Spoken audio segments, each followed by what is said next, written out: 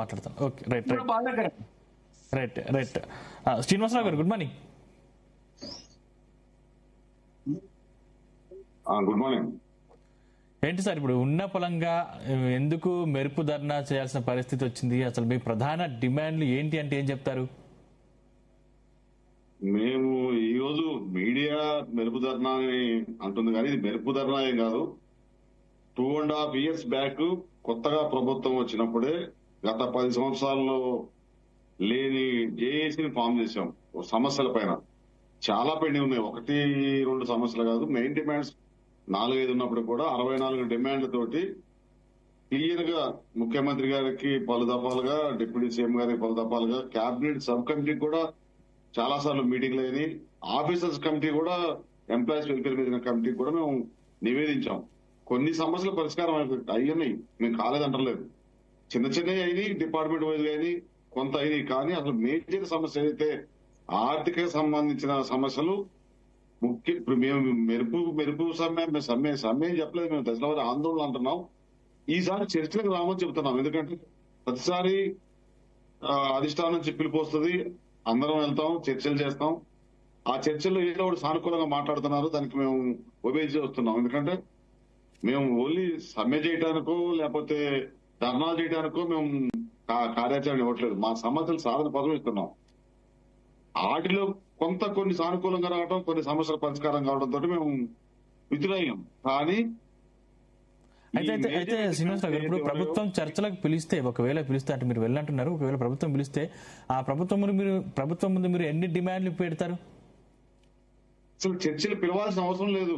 మేము పెట్టిన ఇప్పుడు మేజర్ డిమాండ్స్ ఏదైతే ఉందో, పిఆర్సీ 3 సంవత్సరాలు పూర్తయింది. గతంలోనే మేము 3.5 పిఆర్సీ లాస్ అయినాం వివిధ గవర్నమెంట్లలో. ఇప్పుడు లాస్ట్ గవర్నమెంట్ అయితే, ఈ గవర్నమెంట్ అయితే ఆల్రెడీ 3 years పూర్తయింది.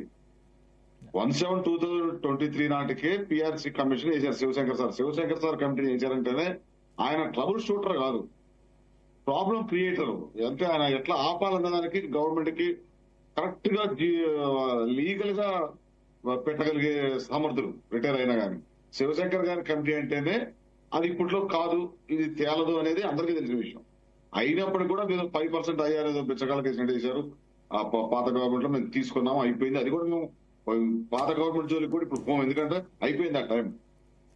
ఇప్పుడు ప్రజెంట్ వేచి చూసాం, ఆర్థిక ఇబ్బందులు ఉన్నాయి, అది మాకు తెలుసు. మేమే చేసిన ఇవన్నీ కూడా, అధికారులు అయితే, ఉద్యోగులు అయితే, అధ్యాపకులు, ఆచార్యులు అంతా, ఇంక్లూడింగ్ పెన్షనర్ సంఘం 206 సంఘాలతోటి 13,50,000 మందితో ఒకే ఒక జేఏసీగా ఫార్మేషన్. ఈవెన్ ఉమ్మడి ఆంధ్రప్రదేశ్ లో కాదు, ఎప్పటి నుంచి కూడా, ఈవెన్ తెలంగాణ యాక్ట్ చేసినా కూడా ఇట్లాంటి జేఏసీ ఫార్మేషన్ అయినప్పటికీ కూడా కొంత మా ప్రాథమిక సభ్యులకి అసంతృప్తి ఉన్నమాట వాస్తవం. కొంత ఏంటి బాగా ఉంది, ఎందుకంటే వీళ్ళంతా కూడా సమన్వయం పాటిస్తున్నారు, వేచి చూసే ధోరణి ఉంది. ప్రభుత్వంతో పోయి మాట్లాడొస్తున్నారు తప్ప, ఫోటోలు దిగుతున్నారు, బొకేలు ఇస్తున్నారు, సెల్ఫీలు పెట్టుకుంటున్నారు తప్ప ఇవి కావట్లేదు అనేది ఉంది. కానీ మేము మధ్యలో ప్రభుత్వానికి, ఇటు ఉద్యోగుల మధ్యన కొంత మెయింటైన్ చేయాలి కాబట్టి 2.5 సంవత్సరాలు అయింది. ఆర్థిక ఇబ్బందులు ఉన్నాయి మాకు. ఇంకా ఇప్పుడు ముఖ్యమంత్రి గారు, ఉప ముఖ్యమంత్రి గారు హామీ ఇచ్చారు. 500 కోట్లు ఒక నెల కొట్టారు, 750 కోట్లు కొన్ని నెలలు కొట్టారు, 1000 కోట్లు కొట్టారు, 2000 కోట్లు కొట్టారు. ఇవన్నీ కూడా మాకు ఫ్రీగా ఇచ్చే బక్షీస్ కాదు. మేము పనిచేసిన కాలానికి మేము సేవింగ్ చేసుకొని పిల్లల మ్యారేజ్ కోసమో, హాస్పిటల్ డబ్బుల కోసమో, లేకపోతే ఇల్లు కట్టుకున్న లోన్ కోసమో, బండి కొనుక్కున్న అప్పు కోసమో, ఏదో చేసుకున్న అప్పుల కోసం దాచుకున్న అమౌంట్, అది గవర్నమెంట్ దగ్గర నమ్మకంతో. గవర్నమెంట్ కంటే ఇంకెవరు ఉంటారు అసలు దాచుకోవడానికి? గవర్నమెంట్ దగ్గర దాచుకున్న అమౌంట్ అది. అవి ప్రజల్లోకి ఎట్లా పోయిందంటే, ఉద్యోగులకి 2 కోట్లు కొట్టారు, అన్ని కోట్లు కొట్టారు. అంటే మేము ఉన్నది 15 లక్షల మంది. మేము అనేది అమౌంట్ కూడా మా కోసం సపరేట్ చేయక్కర్లాగా నాన్ ప్లాన్ లో పెట్టండి. బడ్జెట్ లో ఉద్యోగుల జీతాలు అనేది ఇది గవర్నమెంట్ ఎక్కడైనా నాన్ ప్లాన్ లో పెడితేనే ప్రభుత్వం నడుస్తుంది. ప్లాన్ లో పెట్టాను మీరు సంక్షేమ అయితే ప్రభుత్వం చర్చలకు పిలవాల్సిన అవసరం లేదని మీరు చెప్తున్నారు. కానీ ఇప్పుడున్న పరిస్థితుల్లో ప్రభుత్వం దగ్గర సాల్వ్ చేసే అవకాశం ఉందనుకుంటున్నారా? బరాబర్ ఉంది, లేకపోతే ఉండదు కదా. ఇప్పుడు మేము పిఆర్సీ అడుగుతున్నాం. పిఆర్సీది 3 సంవత్సరాలు పూర్తయింది.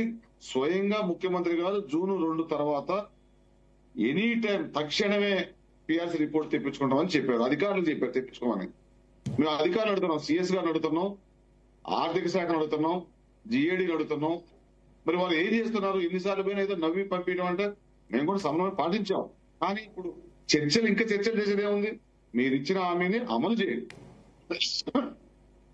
డిఏలు 6 డిఏలు, అసలు డిఏ గురించి అడగాల్సిన అవసరం లేదు. మేము ఎవ్రీ 6 months కి టెక్నికల్ గా సెంట్రల్ గవర్నమెంట్ రిలీజ్ చేసిన 1 week 1 month దానికి క్యాబినెట్ ఆమోదం కూడా అవసరం లేదు. కొత్తగా పాత గవర్నమెంట్ లో క్యాబినెట్ పెట్టారు. క్యాబినెట్ ఎందుకండి, ఆల్రెడీ అప్రూవ్డ్ కదా అది, ఇది రాజ్యాంగం ప్రకారం వచ్చే హక్కు, దానికి క్యాబినెట్ కూడా అక్కర్లేదు. కాకపోతే ఏది దాన్ని ఆలస్యం చేయడం కోసం పెట్టుకున్న ఇవన్నీ అంతా మాధ్యమాలు అంటారు, అది తప్ప క్యాబినెట్ కూడా అవసరం లేదు. 6 డిఏలు పెండింగ్ ఉన్నాయి. 6 డిఏలు సుమారుగా 15 to 16%.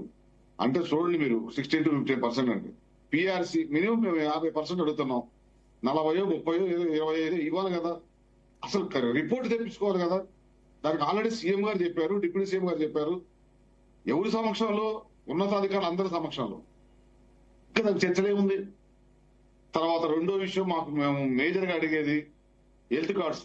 అసలు హెల్త్ కార్డ్స్ అనేది బయట ఉన్న ప్రజల్లో కానీ, ఈ రాజకీయ నాయకులు కానీ, పబ్లిక్ రిప్రజెంటేటివ్ ఒక అపో ఉంది.